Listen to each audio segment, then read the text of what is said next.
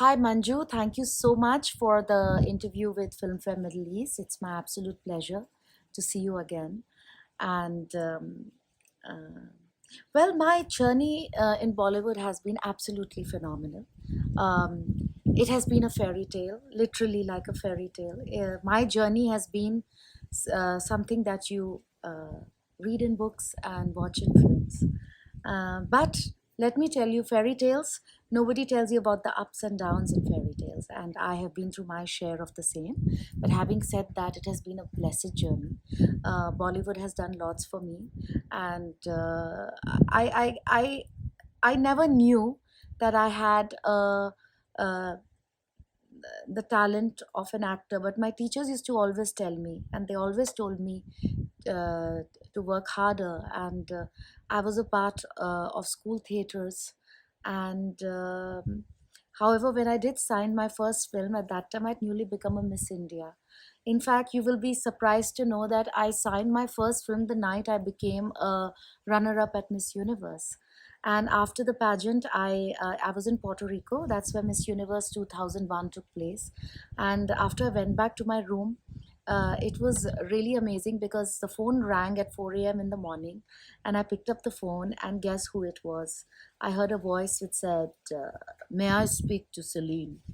And I said, "Celina speaking." So he said, "Celine, this is Khan, Feroz Khan."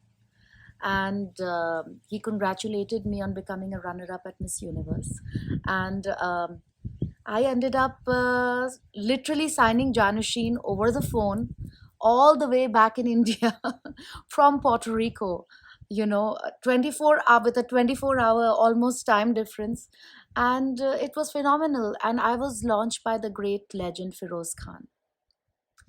I had an amazing rapport and an amazing relationship with Khan Saab. I mean, he was so intelligent. He was so classy. There is no one like him. There is definitely no one like him. He was a class apart. The eternal cowboy of Indian cinema, the Clint Eastwood, everything all in one. He's such a gentleman, so well read. Um, and his favorite quote was, Celine, I'm a man amongst men and even better amongst women. And I believe that. He was my best friend, and I always found a dear friend in him. So having said that, my tryst with the industry began with Jaanasheen, and I made my debut as the industry's Jaanasheen. And what a debut it was! It was phenomenal. It broke a lot of records. I was probably one of the first actresses playing a violin in a bikini in the middle of the ocean in Thailand. So that was great. And yeah, and Janasheen happened. And Khan Saab, FK, and the family became like my own family. But then after Janasheen was over, I realized the reality of being on my own within the film industry.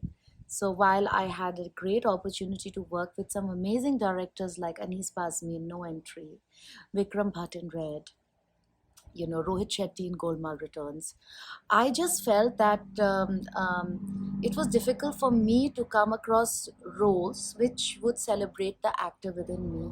And I was also learning, when I joined the industry, I did not even know who was who within the industry. I didn't know who was the big director, who was the big producer, who was the big technician, nothing. I was a young girl, young teenager learning everything along the way, uh, with the crown thrust upon me, with the industry, the responsibility of a newcomer. I was expected to know everything, and I honestly did not know everything. So I grew. I learned everything along the way. I learned about makeup. I learned about costume. I learned about acting. I was already a dancer. I mean, I was a classical dancer, so I had that as a background. I had some experience in English theater, but that's the background I came from. But I had to learn everything. Working with cameras is another thing altogether. And by the time I realized that I am hitting that mark of learning everything, and yes, this is what I want to do. This is what will celebrate me. People just wanted to showcase the glamorous aspect of me. Nobody wanted to give me a chance as the actor that I am. That is always, you know, reserved, I feel, for the privileged few who keep getting a chance over and over again. So you start somewhere being a glamour icon, and that's all that people want you to know. And honestly, by the end of it all, I became tired by 2012 when I decided to take a break from cinema. At that point, I did not want to come back, because I believe that I will only make a comeback if I get to showcase myself as an actor. This time, my mom was very upset with me that why I left cinema, and she kept goading me to come back, and I wouldn't listen to her. And somehow, it was also one of the last conversations that I had, ironically, with my mom before she passed away last year, a year and a half ago. And that is why I did make a comeback with Season's Greetings with Ram Kamal. And after I lost my parents, Ram Kamal had come to Dubai. And we were driving around in my car. I think we were supposed to go somewhere for lunch, and we ended up in the parking of Dubai Mall. And Ram and I was because Ram and I go back many years. We were so engrossed in catching up.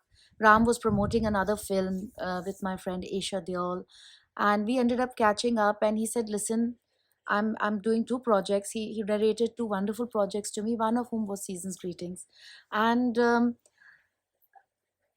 he said, "Listen, it's Auntie's wish, and this is a tribute to Rituparna Ghosh." And he knew the background of me and Rituda, and how Rituda wanted to work with me before he passed away. So this was like, a calling from beyond.